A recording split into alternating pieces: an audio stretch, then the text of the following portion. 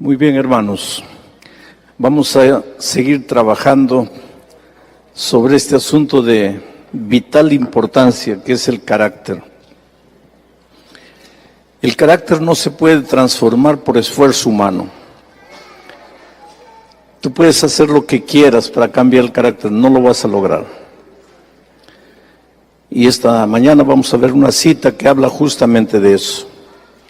La transformación del carácter es una obra divina. Vuelvo haciendo un resumen. Cuando salimos de las manos de Dios, Dios es manso y humilde. Nosotros éramos mansos y humildes.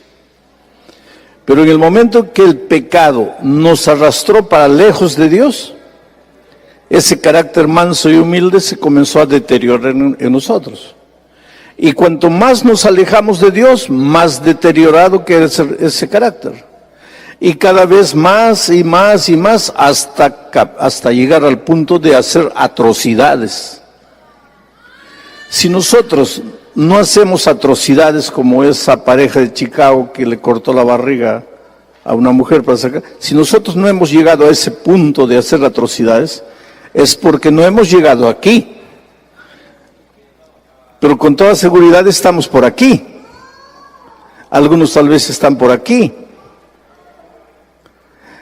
Y lo interesante es que Pablo decía, hermanos, yo todavía no lo he alcanzado. ¿A qué alcanzado se refería? Al camino de regreso. Todavía no he llegado. ¿Cuál es el blanco? Llegar a Cristo de nuevo. Todavía no he llegado. Pero una cosa hago, me olvido de mis errores. Lo que hice atrás, me olvido y me proyecto hacia adelante y voy caminando para ver si un día alcanzo aquello para lo cual fui alcanzado por Cristo Jesús. Este es el ideal. Y como le respondí al pastor Escamilla ayer, este es el camino de la santificación. Santificación no es hoy día dejo este pecado, mañana dejo este pecado, pasado no, eso no es santificación.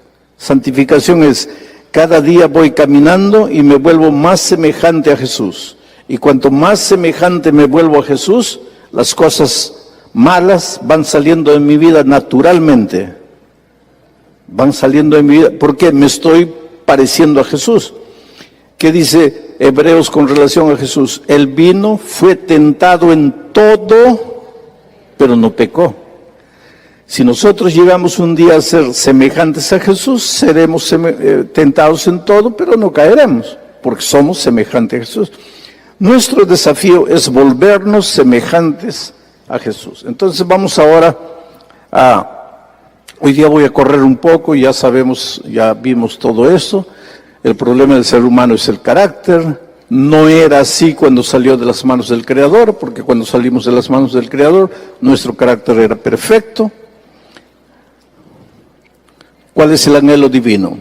No te separes de mí, quiero vivir contigo, quiero andar contigo. ¿Y por qué? Porque cada vez que yo ando contigo, si tú no te separas de mí, tu carácter va a ser un carácter bonito, lindo, no vas a tener problemas. No vas a tener problemas en la familia, ni en el trabajo, ni en la iglesia, ni con el vecino, con nadie. A veces nosotros tenemos problemas tontos, ¿sabes? El otro día un hermano viene y me dice, pastor, ¿matar un gallo sería pecado? Esa pregunta me dejó así. ¿Matar un gallo sería pecado? Digo, ¿y qué gallo quieres matar?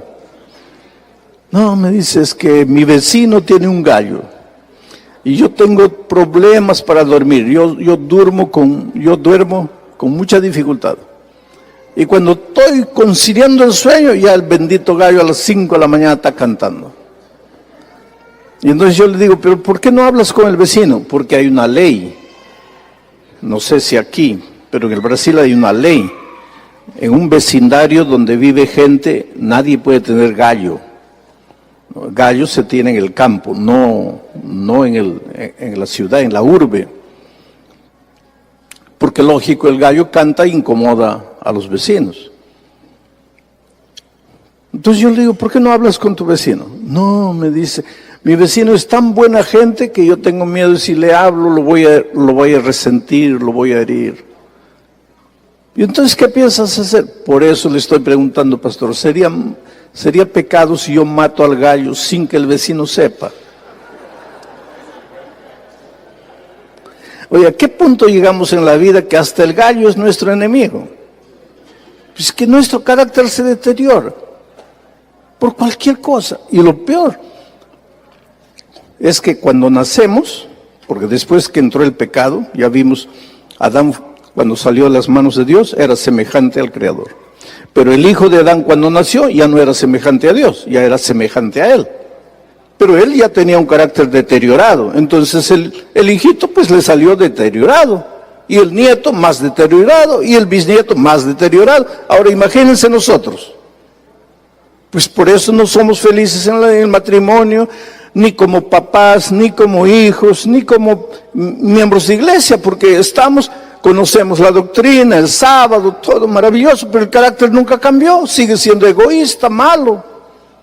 Solo que especialmente cuando crecemos, y más todavía cuando conocemos la religión, aprendemos a disfrazar nuestro carácter.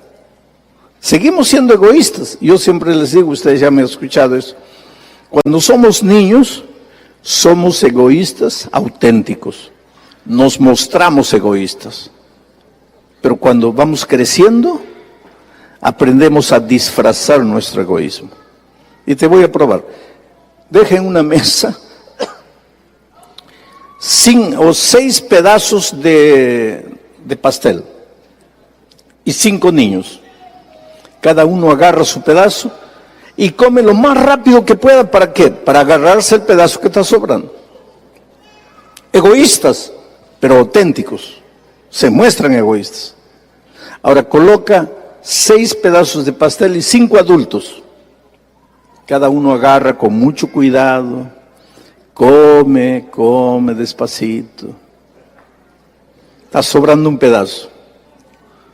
Entonces uno mira al otro, por favor, no, tú. No, yo ya estoy lleno. No, tú. No. Todo el mundo en el corazón está pensando así, ¿cómo no desaparecen estos 4 para agarrarlo? Es decir, de niños somos egoístas auténticos, pero de grandes comenzamos a disfrazar. El carácter no cambió, sino que aprendemos a pintura por fuera. A un edificio viejo, destartalado, carcomido, le colocamos pintura bonita por fuera. Pero seguimos malos, egoístas. Y ese no es el plan de Dios para nosotros. Dios siempre quiso andar con sus hijos, siempre. Si Adán no se hubiera separado de Dios, pues tendría el privilegio de siempre reflejar el carácter de Dios, pero infelizmente él se separó, vino el pecado y todo se malogró. ¿Cuándo comenzó la tragedia? Cuando el hombre se separó de Dios. El pecado nos extravió, nos alejó de Dios y deformó el carácter de Dios en nosotros. Al alejarnos de Dios, dejamos de reflejar su carácter. Ya vimos, Adán nació, fue creado a imagen de Dios, el Hijo ya nació a imagen de Él, ya todo malogrado. Dios nos creó con un propósito. Aquí viene el asunto, es que esto no me obedece. Nunca debemos olvidar, hermanos, esta es la esencia de la vida cristiana. Mira, esta es la esencia de la vida cristiana. El día que entendamos esto, se acabaron nuestros problemas. Porque nosotros a veces estamos preocupados con arbolito de Navidad, con celebrar Navidad, con celebrar cumpleaños, que con la batería, que con el anillo, que con el arete, que con el pantalón, que con el cabello, que con la carne. Ahora, escúchenme bien, yo no estoy diciendo hagan todo eso, no estoy diciendo eso. Lo que estoy diciendo es, a veces vivimos preocupados con todo eso, pero ahora viene la sierva de Dios y miren lo que dice, y escucha, esto es palabra de Dios. Yo creo en el espíritu de profecía, yo creo. Les voy a decir una cosa, ni una sola doctrina de la iglesia adventista, ¿cuántas doctrinas tiene la iglesia? 28. Ni una de ellas fue sacada del espíritu de profecía. O sea, Si Elena de White hubiera existido o no hubiera existido, la Iglesia Adventista tendría las mismas 28 doctrinas. Porque nosotros tenemos un principio que se llama sola escritura. La Biblia y solo la Biblia le da fundamento a nuestra doctrina. Pero justamente una de las doctrinas es que Dios en el tiempo del fin manifestaría el espíritu de profecía. Y creemos que el espíritu de profecía se manifestó en la vida y la obra de Elena de White. Entonces yo creo en Elena de White. Y cuanto más leo sus escritos, más creo en ella. ¿Por qué? Porque nunca encontré una frase de ella que entre en contradicción con lo que la palabra de Dios dice. Y cuando ella estaba viva, dijo así: mis escritos no son una sustitución de la palabra de Dios. Mis escritos son una luz pequeñita que ayudan a alumbrar a la luz más grande que es la palabra de Dios. Hoy día muchos hermanos se olvidan de la Biblia y puro espíritu de profecía, espíritu de profecía. Si Elena de White estuviera viva, se moriría de nuevo de disgusto, porque nunca pensó ella que sus escritos serían sustitución de la Biblia y únicamente la Biblia. Pero yo creo en sus consejos, porque ningún consejo de ella está contra la palabra de Dios. Y uno de los consejos de ella, una de las declaraciones que me hace temblar a mí, es esta: nunca debemos olvidar que se nos ha puesto a prueba en este mundo. ¿Por qué estás aquí? Porque estás a prueba. ¿Y para qué? A fin de determinar tu actitud para la vida futura. Y si vas a ir al cielo, no es porque no celebraste Navidad, no es porque no comiste carne, no es porque nunca dejaste de ir a la iglesia. Si vas a ir al cielo, lo que va a determinar tu ida al cielo, ¿qué cosa es? Tu carácter. Entonces, no te concentres tanto en las cosas. Cambia de carácter. Pero tú no lo puedes hacer, Dios lo va a hacer. ¿Cómo? Eso es tema de toda la semana. Todavía no he entrado. Hasta aquí solo los estoy preocupando, pero la solución todavía no les estoy dando. A partir del miércoles voy a empezar a presentar la solución. Porque si yo les pregunto, ¿y cómo se cambia el carácter? Caminando con Jesús, perfecto. ¿Y qué cosa quiere decir caminar con Jesús? Ahí ya se complican las cosas. Porque tú no puedes caminar con Jesús si no lo ves, si no lo tocas. No puedes. Pero hoy ya vamos a ir entendiendo. Entonces, nuestro carácter. Si hay una oración que tenemos que hacer toda mañana, toda noche, antes de dormir, es: Señor, ayúdame a cambiar de carácter. Señor, mata el toro que está vivo dentro de mí. Señor, no quiero ser así. Cúrame, sáname, estoy enfermo, Señor. Esa es la oración de todos los días. Ahora ya pensaron ustedes cómo sería si todos los miembros de la iglesia reflejaran el carácter de Jesús. Qué iglesia maravillosa, ¿no? Qué iglesia maravillosa. Bueno, vamos. Dios creó al hombre para que después de pasar por la prueba, ¿y cuál es la prueba? El carácter. La familia humana pudiera llegar a ser una con la familia celestial. El propósito de Dios era repoblar el cielo con la familia humana. ¿Por qué? Porque el cielo se había quedado vacío con la salida de la tercera parte de los ángeles. Cuando Dios creó al hombre, era su plan que los hombres se multiplicaran hasta alcanzar el número de los ángeles que habían salido. Ese era el plan de Dios. Y lo que iba a determinar si vamos a ocupar ese lugar o no, es nuestro carácter. Nuestro carácter. ¿Por qué Jesús todavía no ha vuelto? Entonces tú dices así, porque todavía no hemos terminado de predicar el Evangelio.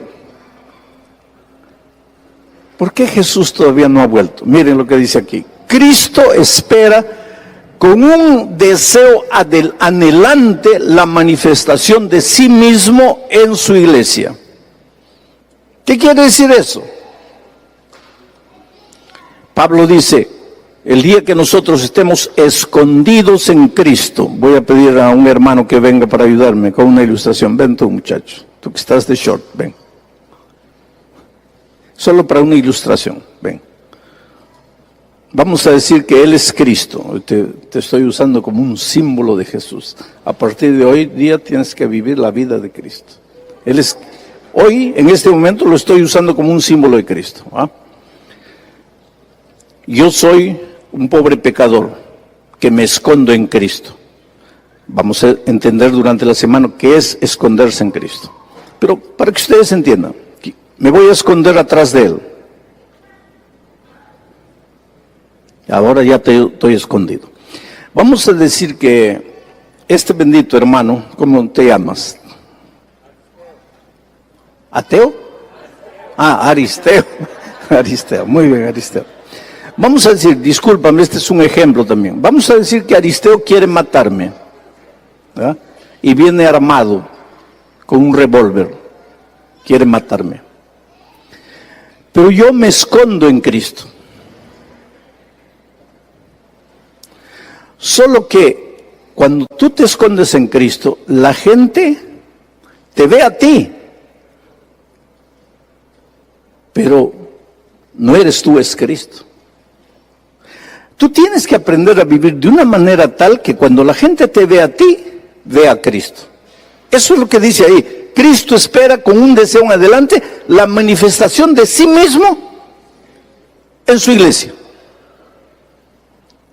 Cada uno de ustedes tiene que andar por la vida y la gente mirándote, mira a Cristo. Entonces yo me escondo en Cristo. Ahí viene Aristeo, dispara Aristeo, ahí él dispara, un tiro, 2, 3, 4, 5, 6, se acabó el tambor, cambia de tambor. 1, 2, 3, 4, 5, 6, se acabó, cambia. Nunca me va a matar, porque para matarme a mí, primero tiene que matar a Él. Pero Él es inmortal, Él es Cristo. Gracias. ¿Entendiste lo que quiere decir vivir en Cristo? Escondido en Cristo. Ahora, si yo estoy escondido en Cristo, ¿eso quiere decir que nunca me va a dar cáncer? No quiere decir. ¿Eso quiere decir que no puedo sufrir un accidente y morir de accidente? No quiere decir eso. Pero no estoy escondido en Cristo, sí. Pero es que todavía vivimos en un mundo de pecado. Y mientras vivamos en este mundo de pecado, cuando llueve, moja a los buenos y a los malos.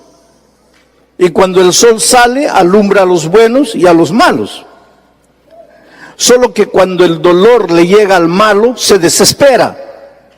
Pero cuando el dolor le llega al Hijo de Dios, en medio del dolor, Él canta. ¿Te acuerdas de Pablo y Silas cuando estaban en la prisión? Estaban con las espaldas sangrando, los habían azotado a medianoche cantando. ¿Por qué? Porque el Hijo de Dios también tiene problemas en la vida. Pero cuando está escondido en Cristo, canta. Bueno, ahora miren. Cristo espera con un deseo anhelante la manifestación de sí mismo en su iglesia. Cuando el carácter de Cristo sea perfectamente reproducido en su pueblo, entonces vendrá Él para reclamarlos como suyos. Ahora, hermanos, pregunto, ¿por qué todavía no ha regresado Jesús a esta tierra para llevarnos? ¿Por qué todavía estamos peregrinando en este mundo de miseria? ¿Por qué?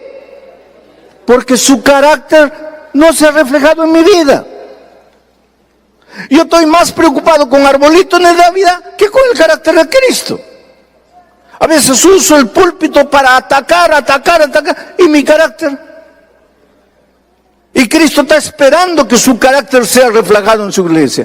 Y cuando el carácter de Él fuere reflejado, ahí Él vendrá. ¿Y por qué solo vendrá ahí? Porque te ama, querido.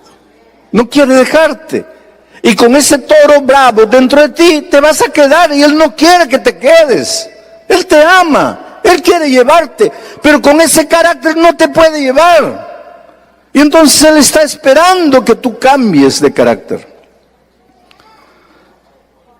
Esto es interesantísimo. Por eso en el cielo, mira, después miré y aquí el Cordero. ¿Quién es el Cordero? Cristo. Estaba en pie sobre el monte Sión y con él 144,000. Estos son los redimidos.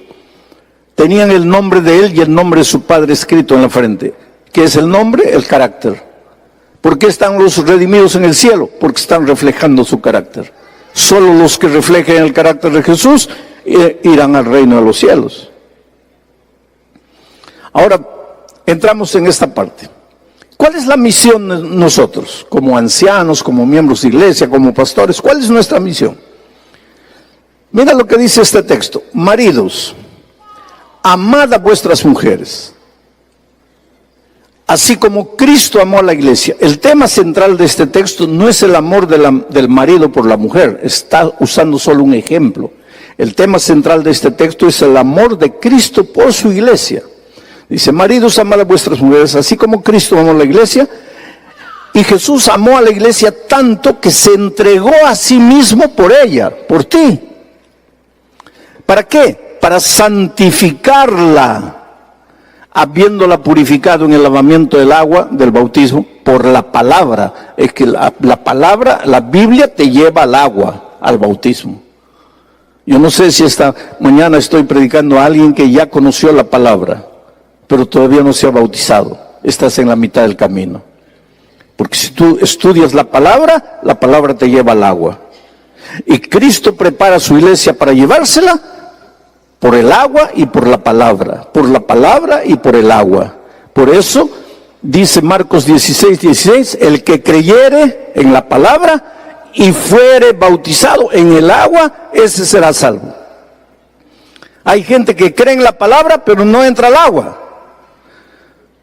No, la palabra te lleva al agua. Tienes que entrar al agua del bautismo. Entonces, Cristo amó a la iglesia, se entregó a sí mismo por ella para santificarla, habiéndola purificado en el lavamiento del agua por la palabra, a fin de presentársela a sí mismo. ¿Cuándo es que Cristo va a presentar a su iglesia para Él mismo? ¿Cuándo? Cuando Él venga, por segunda vez, a fin de presentársela a sí mismo. ¿Y cómo quiere que Cristo, cómo quiere que su iglesia sea cuando Él venga? Una iglesia, lean fuerte, una iglesia que no tenga mancha, ni arruga, ni cosas semejantes, sino que sea santa y sin mancha. Una iglesia gloriosa. Cristo va a venir a esta tierra para llevar una iglesia gloriosa. Ahora, ¿qué cosa es una iglesia gloriosa? ¿Qué es la gloria de Dios? Orad con Moisés, muéstrame tu gloria. Y ella misma, la sierva de Dios, pregunta, ¿qué es esta gloria? El carácter de Dios. El carácter de Dios. Entonces, Cristo viene para llevar una iglesia gloriosa al cielo. Esa iglesia gloriosa es la iglesia que está reflejando el carácter de Dios. Ahora les voy a decir algunas cosas que los va a asustar. Cristo no viene a llevar a los que guardan el sábado. No se asusten, hermanos. Cristo viene a llevar a los que reflejan su carácter. Pero el que refleja su carácter, guardará el sábado. Pero el sábado no es la prueba, es el carácter. Tú puedes guardar el sábado y no tener el carácter de Jesucristo. ¿Te acuerdas del anciano que pegaba a su esposa el sábado? Guardaba el sábado. Es decir, para los otros, porque en la casa no guardaba, la pegaba el sábado, por lo menos descansara el sábado, pero no descansaba. Pero el carácter.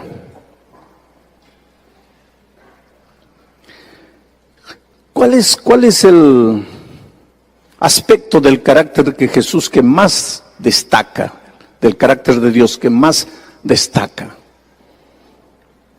Juan 3:16, porque Dios amó al mundo de tal manera que lo que más destaca del carácter de Dios es que da.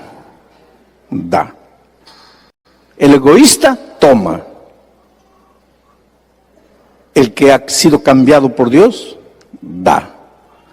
Y Dios dio lo mejor que tenía. Se dio a sí mismo en la persona de su Hijo. Ahora dime una cosa. Si la iglesia reflejara el carácter de Dios, ¿todos los hermanos serían fieles devolviéndole a Dios el sagrado diezmo? ¿Sí o no? Claro que sí. Claro que sí. Entonces, el otro día me llaman de un país, dice: pastor, estamos en crisis, los diezmos han caído, venga a predicar una semana de mayordomía para levantar los diezmos. Y digo: está bien, voy. Y después me llaman y me dicen: mándenos la lista de temas. Le digo: el tema general, gracia transformadora. Ahí él me responde: pero pastor, gracia transformadora, no necesitamos gracia, pastor, necesitamos diezmo. No he entendido nada, querido. Cuando Jesús te transforma y tu carácter se vuelve igualito a Jesús, nadie tiene que decirte que devuelvas diezmo. Tú lo vas a dar porque es el carácter de Cristo reproducido en tu vida. ¿Eso quiere decir que no debemos predicar el diezmo? Claro que hay que predicar. Pero a veces nosotros queremos arrancar el dinero así como con forceps.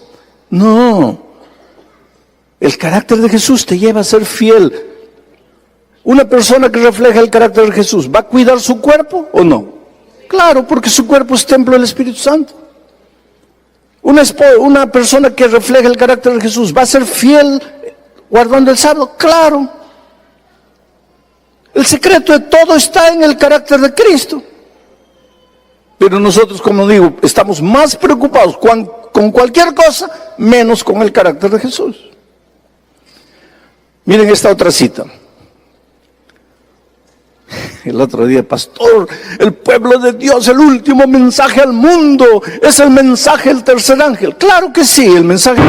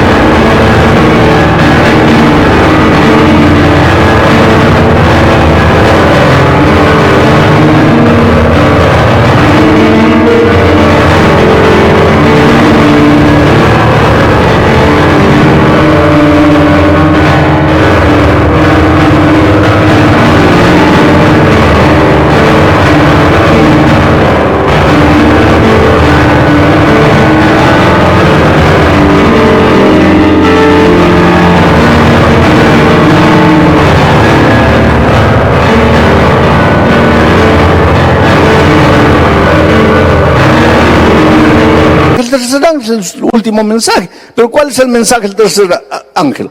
¿Darle palo a la bestia del Apocalipsis? Cuidado, querido, cuidado. O crees o no crees en la sierva de Dios. Y si crees, ahí está escrito: el último mensaje de clemencia que ha de darse al mundo es una revelación de su carácter de amor. Quiere decir, el último mensaje no es teoría. El último mensaje es su pueblo reflejando el carácter, andando por la vida. Y todo el mundo mirando a los hombres convertidos y ven a Jesús. Y dicen: yo quiero ser como Él. El último mensaje de clemencia que ha de darse al mundo es una revelación de su carácter de amor. Los hijos de Dios han de manifestar su gloria. ¿Qué es la gloria? El carácter. en su vida y carácter han de revelar lo que la gracia de Dios ha hecho por ellos. Y si la gracia de Dios los ha transformado, pues ya no serán egoístas, ahora serán fieles, devolviéndole a Dios lo que es de Dios. ¿Qué mejor tema para una semana de mayordomía que la gracia de Cristo? Es que no entendemos la esencia de las cosas. El último mensaje de clemencia que ha de darse al mundo es una revelación de su carácter de amor. Les voy a contar una historia. Acabo de regresar de un país musulmán. No voy a dar el nombre del país musulmán para proteger a nuestros pocos hermanos allí y para proteger al misionero que tenemos ahí. Hay hombres de Dios a quienes yo admiro, queridos. Ese muchacho que está allá con dos hijitas pequeñitas de 5 años, de 2 años, una esposa joven él, en un país donde nadie sabe que es pastor, porque si hubiera dicho que es pastor, no le hubieran dejado entrar al país. Entonces él está supuestamente como un empresario, vendedor de libros, y vende libros, solamente libros de salud, pero es un pastor, y su objetivo es plantar la iglesia en ese país donde si dejas de ser musulmán, si te vas a otra iglesia, pena de muerte para ti. Y si descubren que estás haciendo proselitismo, pena de muerte para ti. Y hay hombres en esta iglesia, hermanos, como ese muchacho, que dicen yo voy. Pero tú sabes que te pueden matar. Yo sé. Pero si muero, que muera cumpliendo la misión. Y ahí está ese muchacho. Y te voy a contar lo que Dios hizo. Porque no se puede, primero, ¿cómo hablas del Evangelio? Porque puede ser que hables del Evangelio a una persona sincera, que no te va a entregar, que va a querer escuchar el Evangelio. Pero si estás hablando a uno que inmediatamente corre y avisa, este es evangélico que me ha querido hablar, estás muerto. Entonces, ¿cómo habla? ¿Tú te das cuenta de lo difícil que es cumplir la misión allá? Y él llega allá y ora a Dios. Ahora Dios está convirtiendo a la gente solito, sin la participación de nadie. Yo escuché un testimonio de los más extraordinarios. Un musulmán rico, de mucho dinero, quedó medio desequilibrado mentalmente. Y lo internaron en un hospital psiquiátrico. Estaba alterado. Era un hombre duro, era un hombre malo. Malo con sus empleados, malo con la familia. Un hombre duro, pues no tenía a Dios en su vida. Pero era un musulmán, bien musulmán. Ahora estaba internado. Y una noche, cuando está ahí en el hospital psiquiátrico, sueña con un hombre.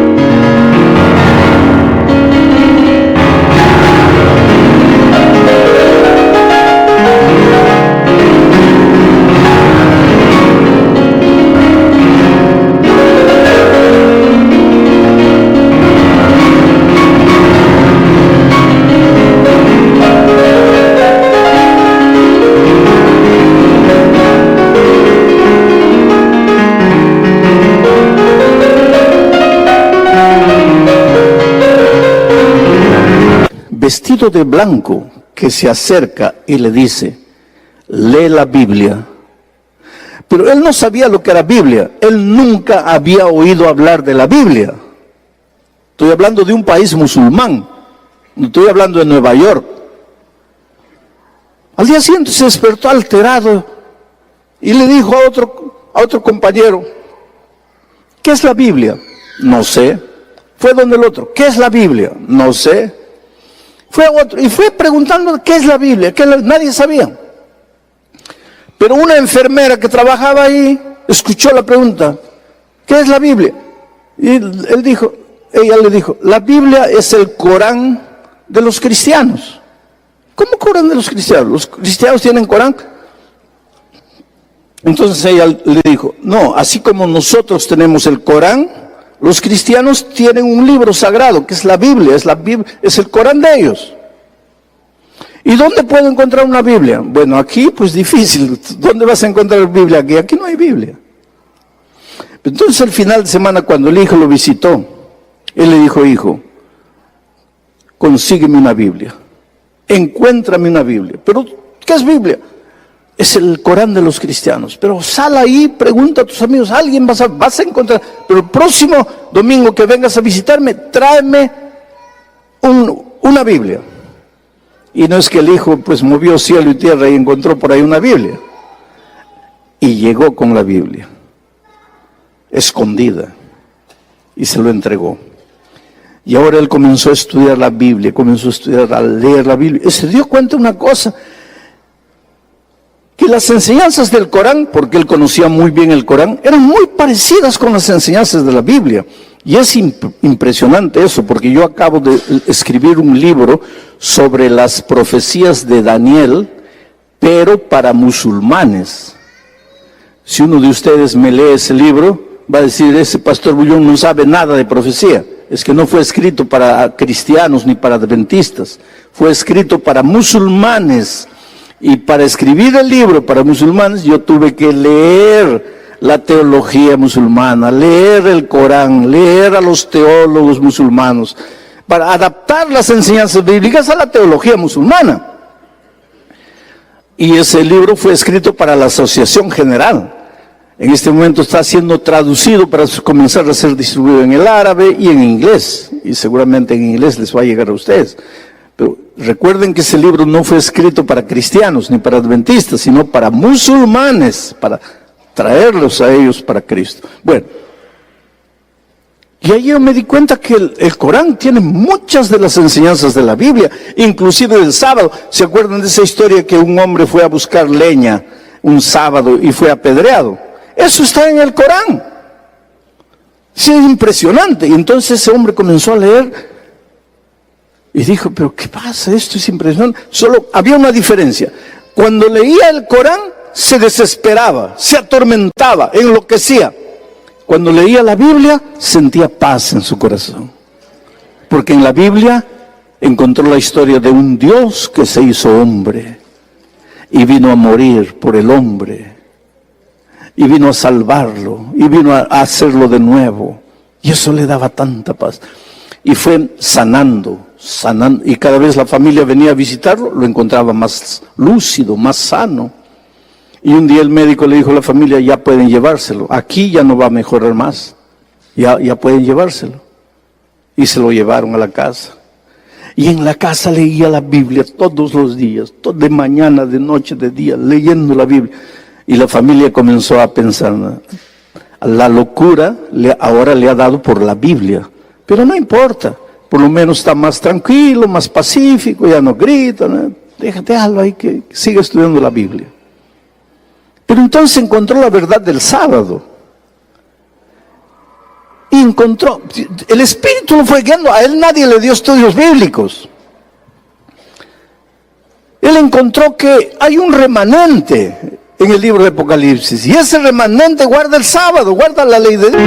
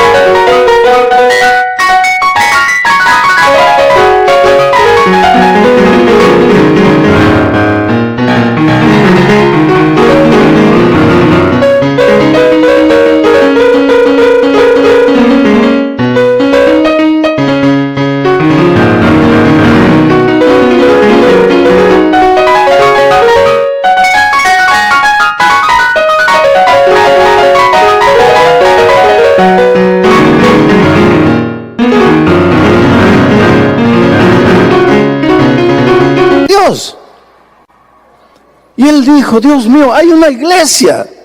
Es tu iglesia en esta tierra. Es la iglesia que guarda el sábado. ¿Dónde está esa iglesia? Salía a la ciudad, caminaba por las calles, pero nadie sabía de esa iglesia que guarda el sábado. Lógico, en un país musulmán no había, pues. Y un viernes de noche se arrodilló y oró, Señor, mañana es sábado. Él no sabía que el sábado comienza la puesta del sol, nada de eso todavía. Pero dijo, mañana es sábado. ¿Dónde está tu iglesia? Y esa noche vuelve a soñar. El mismo hombre que le dijo, lee la Biblia, aparece de nuevo en su sueño. Y le dice, calle tal, número tal. Y él estaba medio dormido así, pero se despertó, agarró el lapicero, papá, escribió y volvió a dormir. Al día siguiente dijo, pero qué sueño extraño, fue un sueño. Pero cuando mira la mesa, ve escrito ahí, y dijo, no, entonces es verdad. Era sábado. Se vistió, agarró la dirección y fue a buscar la calle tal, número tal, y la encontró. Pero era una casa cerrada. Era una casa cerrada. Nadie veía nada. Se quedó en la esquina parado. Y de repente aparece un joven negro. Ahora miren cómo son las cosas de Dios. Países africanos mandan a sus jóvenes becados a estudiar en la universidad de ese país musulmán. Muchos jóvenes. Y de repente allá en la universidad descubrieron que 17 de ellos son adventistas. Y entonces dijeron, oye, tenemos que reunirnos para guardar el sábado. Pero como está prohibido, como ellos corren pena de muerte si se reúnen, decidieron reunirse en la casa de uno de ellos, escondidos. Entran disimuladamente uno, después otro, sin hacer sospechar. Y pasan todo el sábado, comen ahí todo. En la noche cada uno se va. Entonces este hombre, este musulmán, estaba parado en la esquina mirando. Y de repente ve a uno entrando. Moreno, un muchacho negro, africano. De repente otro negro. De repente otro. De repente otro. Después ya nadie más entraba. Ahí él fue y tocó la puerta. Y una muchacha le abre, y cuando le abre y ve al hombre, el espanto se dibuja en su rostro. Porque la muchacha pensó, ya nos encontraron, ya nos descubrieron, ahora estamos muertos. Pero él dijo, no, disculpa, yo estoy buscando la iglesia que guarda el sábado. ¿Cómo se encontraron? Se abrazaron, lloraron, alabaron el sábado todo. La vida de este hombre malo, cruel, abusivo con sus empleados, con la familia, cambió. Ahora vamos a la cita. El último mensaje de clemencia que ha de darse al mundo es una revelación de su carácter de amor. El carácter de Cristo comenzó a reflejarse en la vida de este hombre. Y así como Juan, el hijo del trueno, comenzó a transformarse en el discípulo del amor. ¿Y tú quieres saber?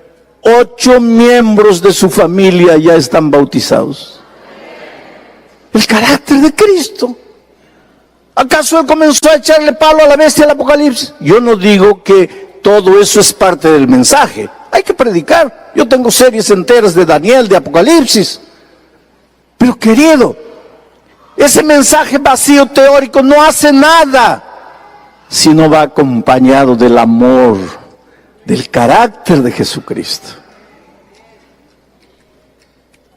Continuará mañana.